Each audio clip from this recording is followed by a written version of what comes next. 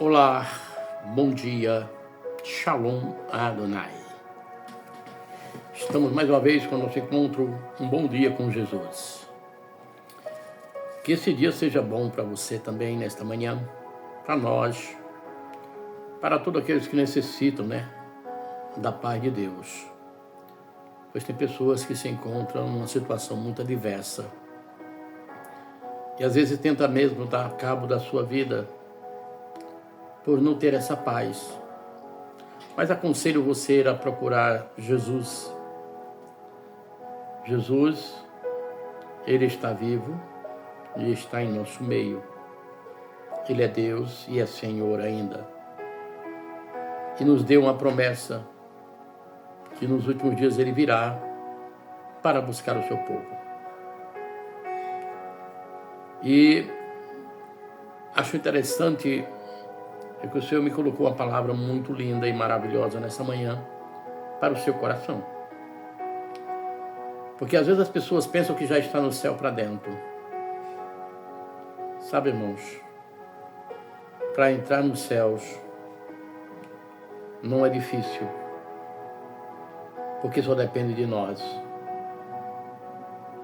E temos que obedecer a palavra e guardar os mandamentos e praticá-los, para que possamos herdar a vida eterna. Ora, tem pessoas que pensam que a vida é essa e que depois da morte acabou-se. Eu quero dizer para você que não é nada disso. Deus, Ele não poderia fazer o ser humano a sua imagem, a sua semelhança, simplesmente para nascer, crescer e morrer. Pois aí já não teria sentido. A gente, pelo nosso pequeno intelecto, por sermos limitados, não teríamos sentido. Se eu penso assim, acredito que todo ser humano pensa, imaginamos Deus. Não teria sentido Deus fazer o homem só para nascer e crescer e morrer. Eu digo homem, não estou generalizando, mas sim homem e mulher. Mas acredito, queridos, amados irmãos, que se Deus fizesse desta forma e dessa maneira, seria o Deus ruim, um Deus miserável, que fez o homem e colocou na terra tão somente para nascer, crescer, sofrer e morrer. Não. O projeto de Deus era que nós pudéssemos sermos como Ele, eterno. Mas o homem conseguiu fugir das mãos, do controle de Deus, por meio da desobediência. E Deus arquiteta o projeto, o plano, de tentar reaver o homem para si. E nós sabemos que Jesus veio para isso, nesse propósito. Só que agora tem um preço para herdar a vida eterna. E essa passagem muito interessante, vai falar ao meu e seu coração. Também vai nos ensinar acerca do que devemos fazer e o que devemos praticar, o que devemos observar na palavra para herdar a tal vida, que é uma promessa de Deus para mim e para a sua vida também. E a passagem no livro de Mateus, no capítulo 19, verso 16, vai nos revelar dessa maneira. Eis que alguém se aproximou de Jesus e lhe perguntou: Mestre, que farei de bom para ter a vida eterna? E veja que isso é uma pergunta. Respondeu-lhe Jesus: Por que você me pergunta sobre o que é bom? Há somente um que é bom. Se você quer entrar na vida, obedeça os mandamentos. Indagou o jovem, Quais? Respondeu Jesus: Não matarás, não adulterarás, não furtarás, não darás falso testemunho, honra teu pai, honra tua mãe, e amarás ao teu próximo como a ti mesmo. Disse-lhe o jovem: Senhor, tudo isto tenho obedecido. O que me falta? Jesus respondeu: se você quer ser perfeito, vá, vende os seus bens e dê o dinheiro aos pobres, e você terá um tesouro nos céus. Depois, venha e siga-me. Ouvindo isso, o jovem afastou-se triste, porque tinha muitas riquezas. Louvado seja o nome santo do Senhor. Observamos, meus amados irmãos, que essa passagem, apesar de ser muito transparente ao nosso entendimento, ela fala de algo interessante. Primeiro, Mateus narra de uma pessoa bastante desconhecida, porque ele começa dizendo: alguém aproximou-se de Jesus e lhe fez uma pergunta: mestre, o que farei de bom para herdar a vida eterna? Jesus imediatamente pergunta: por que você me chama de bom? Bom senão é Deus. Sabe, irmãos, quando eu vejo Jesus respondendo isso aí, mais uma vez ele não se ensoberbece, mas se humilha diante de Deus, conhece a soberania do Pai, o poder e a glória, e não se usurpa ser Deus nesse momento, mas diz: bom é Deus. Sabe por quê? Sabe por que Jesus falou isso? Porque acredito eu que Deus coloca a mão no ombro de Jesus e diz: filho, olhei para a terra e não achei um justo sequer. Então só tem tu mesmo. Vai como um cordeiro para ser sacrificado, imolado. E a única coisa que pode fazer com que esse povo seja meu de novo, que eu possa ter o controle deles para conduzi-los, é no derramamento de sangue. É um sacrifício vivo. E Jesus veio, por isso que Jesus disse que Deus é o que é bom. Olhou para a terra e disse: rapaz, eu preciso restituir a minha imagem, a minha semelhança. Jesus, ele responde e começa a falar acerca dos mandamentos. Ele vai dizer: não matarás, não adulterarás, não furtarás, não darás falso testemunho, honra teu pai, honra tua mãe, e amarás o teu próximo como a ti mesmo. Sabe, irmão, o que nós entendemos é que não é muito difícil herdar o reino, né? Só basta cumprir os mandamentos. Só basta amar o meu próximo. O problema é que nós não cumprimos os mandamentos. Porque nós gostamos de enganar. E enganando alguém, eu sou enganado.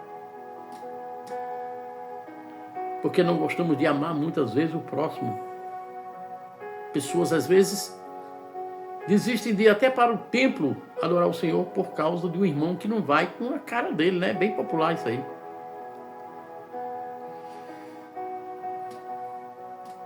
Observamos, irmãos, que quando Jesus fala acerca dos mandamentos, e nós sabemos que todo hebreu, todo judeu, todo aquele daquela época que era sendo criança, tinha obrigação de conhecer a palavra. As crianças de antigamente, eles tinham que ter decorado em seu coração, na sua mente, os Pentateucos, os 5 primeiros livros da Bíblia, né? Gênesis, Êxodo, Levítico, Deuteronômio, Números. E aí acontece que esse jovem conhecia muito e disse: Senhor, então é fácil. Eu já guardo os mandamentos. Só, queridos, que não é só os mandamentos que vai te conduzir aos céus. Porque para ser perfeito, tem que ser completo. Se tornando completo, serei eu perfeito. E acredito eu que quando Jesus olha lá no íntimo, que vai no fundo do coração, na alma daquele jovem, conhece,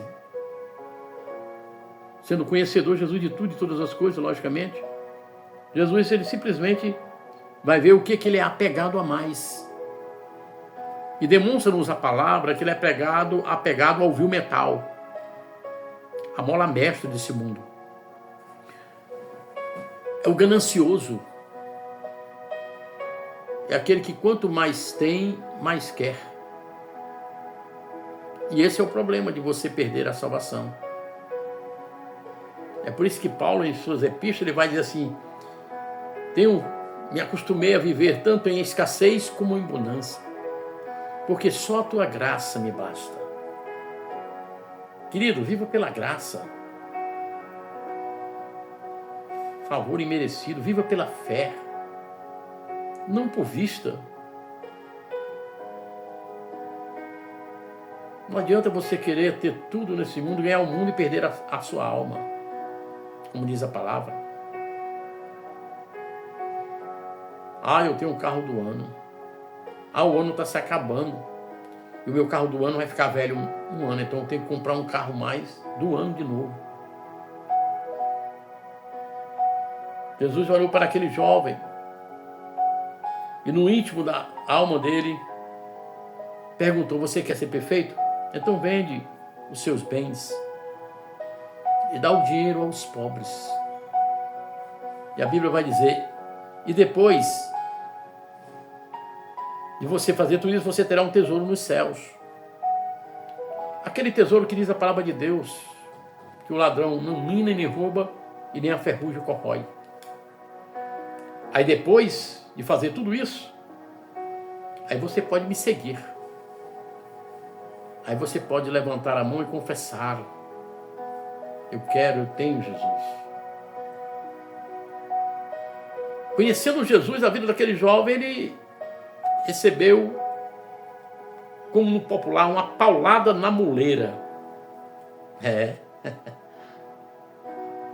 A Bíblia vai dizer assim, ouvindo isso, o jovem afastou-se de Jesus, triste, porque tinha muitas riquezas. Onde está o teu coração, está o teu tesouro. Em que tu está apegado? Em que você está agarrado? Não faça obra por dinheiro. Faça por amor às almas.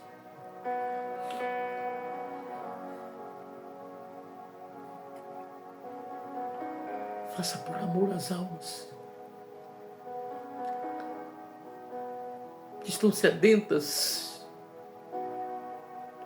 Não busque os seus interesses próprios, como diz as epístolas de Paulo. Ame sem olhar a quem. Porque o amor tudo suporta, tudo supera, tudo sofre e tudo crê.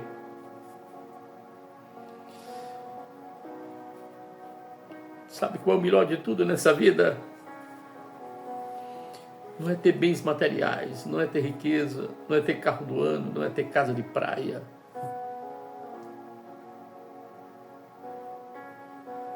O bem dessa vida é ter a certeza de uma outra vida, a vida eterna.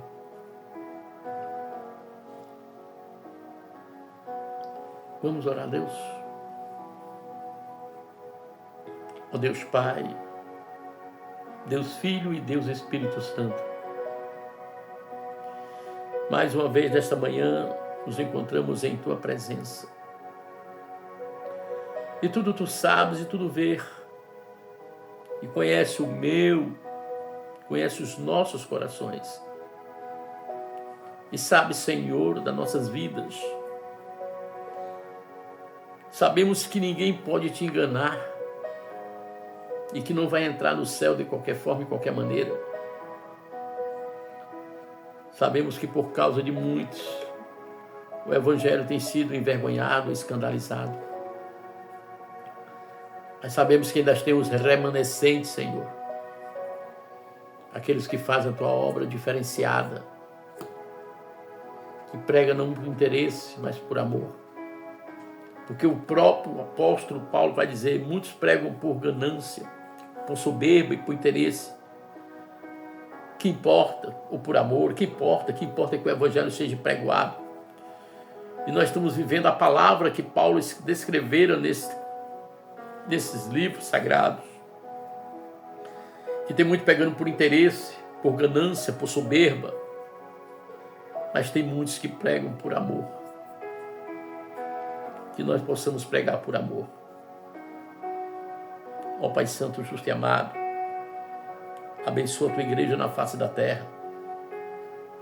Que o Senhor possa colocar no coração dos líderes, os pastores presidentes, os pastores dirigentes, os obreiros, os ceifeiros da última hora, que tudo é por amor, que precisamos nos tornar como criança, que precisamos obedecer a Tua palavra, que precisamos guardar os Teus mandamentos e que precisamos despir, Pai, despojar de tudo e todas as coisas desse mundo, para que possamos alcançarmos o nosso objetivo, que é a vida eterna, em nome de Jesus. Meus amados irmãos, muito obrigado por todos que têm assistido esse canal. Eu tenho diminuído um pouco os cultos, um pouco os vídeos, a live, para que você tenha tempo de refletir em cada mensagem, em cada oração. Fiquei imaginando, se eu colocar todo dia, você vai passar despercebido por algum.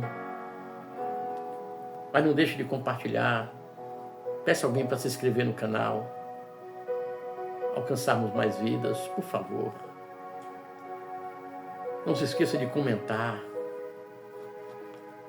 para que nós possamos abrir fronteiras através desses vídeos no YouTube, tá bom?